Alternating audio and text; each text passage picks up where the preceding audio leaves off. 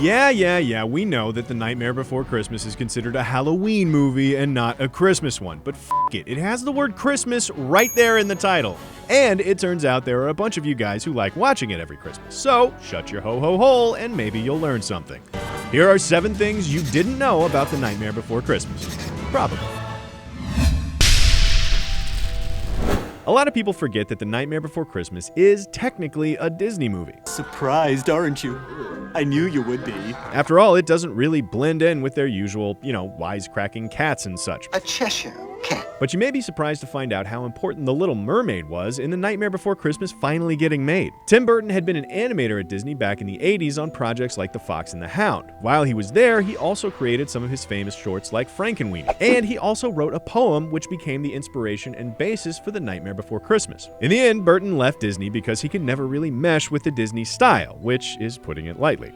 And after leaving, he went on to become a pretty big deal, directing Pee-wee's Big Adventure, Beetlejuice, and Edward Scissorhands. All the while, he had been pitching The Nightmare Before Christmas, trying to get it made into a TV special or even a book without any success. But when The Little Mermaid was a smash hit in the early 90s and more or less saved Disney's animation studios, animated projects were resuscitated and very much in demand. So a whole 20 years later, after Burton had proved himself elsewhere, he was able to come back to Disney and at last get The Nightmare Before Christmas made. Problem was, by then, Burton had become so successful that he actually wasn't even available to direct his own project. He was busy on Batman Returns. Meow. And that is a perfect segue into our next thing.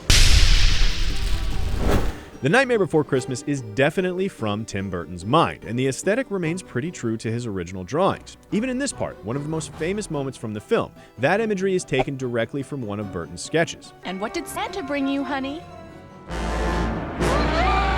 But since he couldn't direct it himself, they brought on Henry Selick to do the job. It was Selick's first feature film, and it clearly made an impact on him because he managed to work a Jack Skellington cameo into his later projects, James and the Giant Peach and Coraline. A Skellington?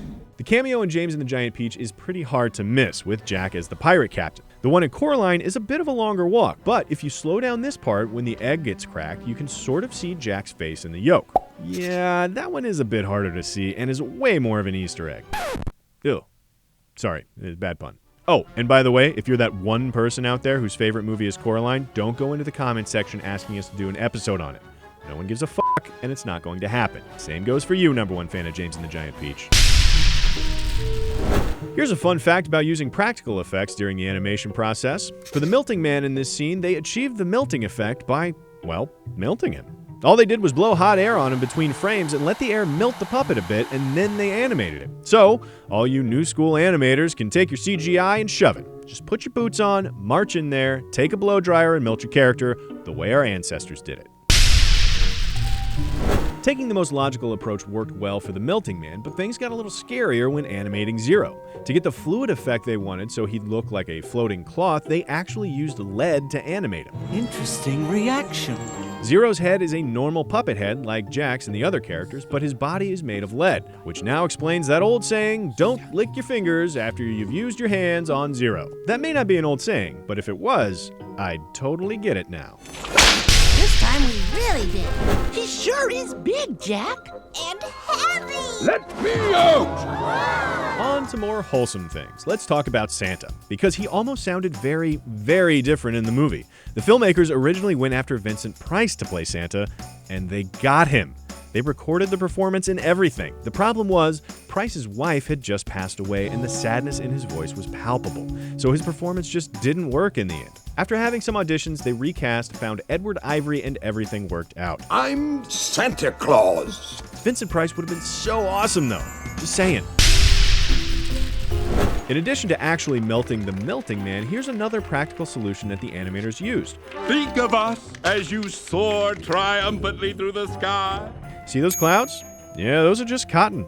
Just regular old cotton. All of the clouds were handmade by the production team, and they simply pushed the camera through them to animate Jack's ride on the sleigh. So suck it again, you CGI assholes! How rude! You know what? It's Christmas, and I'm sorry for yelling. Let me make it up to you with one more thing. We mentioned that a lot of people forget that this is a Disney movie, especially since Disney distanced themselves from the project by releasing it through their Touchstone banner.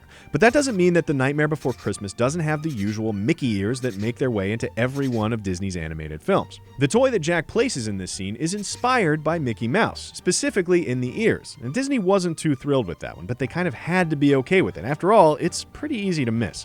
But a more direct Mickey reference happens right afterwards when the toy attacks the little girl. She's wearing a Mickey nightgown. So take that, Disney. They got you. You burned. With an Easter egg that undoubtedly went through several levels of approval at your own headquarters. Merry Christmas! That's it for this year's Christmas episode of Things You Didn't Know about a Halloween movie. Look, Santa's in it, right? I mean, it doesn't get any more Christmassy than that, so, just take it easy in the comments. Thanks for watching, and be sure to check out Cinefix.com and subscribe for more true-ish things about movies and sometimes very merry Halloween movies right here on Things You Didn't Know. I believe it was our most horrible yet. Thank you, everyone.